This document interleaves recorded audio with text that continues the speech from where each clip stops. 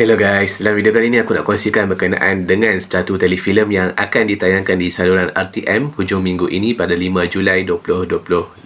Telefilm yang bertajuk Aku, Ayah dan Muzik ini bakal disiarkan pada 5 Julai 2025 di saluran RTM 1 pada jam 9 malam, iaitu pada hari Sabtu ini. Telefilm Aku, Ayah dan Muzik ini dibintangi oleh pelakon-pelakon hebat seperti Fimi Don, kita juga ada N. Xaviera, kita ada Ed Vico, kita juga ada Larry Noh di Kanju, kita juga ada pelakon lain seperti Jovenia, Somali Loli dan juga pelakon-pelakon yang lain. Untuk telefilm Aku, Ayah dan Muzik ini bakal disiarkan di saluran RTM 1 macam aku sebut tadi, dan kemudian ia merupakan karya idea asal Hanif Jeff dan skripnya ditulis oleh Hanif Jeff dan juga Jeff Omar. Pengarahnya juga adalah Hanif Jeff dan juga untuk produksi karya Gate Pictures. Untuk sinopsis telefilm Aku, Ayah dan Muzik ini mengisahkan tentang Noah, seorang pemuda yang murung sejak kecil akibat kehilangan ibunya. Dia kemudiannya membesar dan dibesarkan oleh seorang bapa tiri yang memahami dirinya dan banyak menyayangi Noah seperti anaknya sendiri, dan Noah rasa terkesan dengan apa yang dilakukan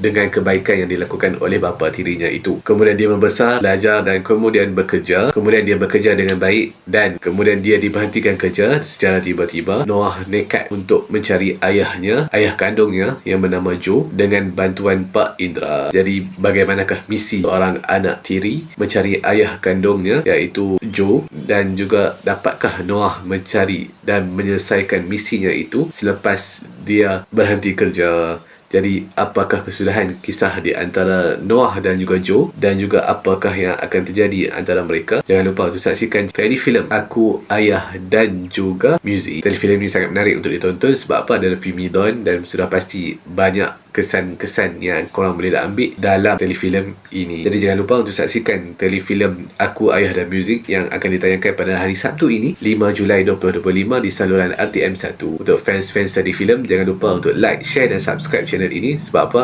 Aku nak cukupkan 1000 subscribers dalam masa sepanjang bulan Ogos ini, dan aku harap korang dapat tolong aku cukupkan 1000 subscribers ini. Jadi untuk fans-fans telefilm, pastikan korang subscribe channel ini, dan juga jangan lupa untuk like, share dan subscribe channel ini sekali lagi untuk update terkini berkaitan dengan cerita rama ataupun telefilm baru yang akan aku update dari semasa ke semasa. Terima kasih.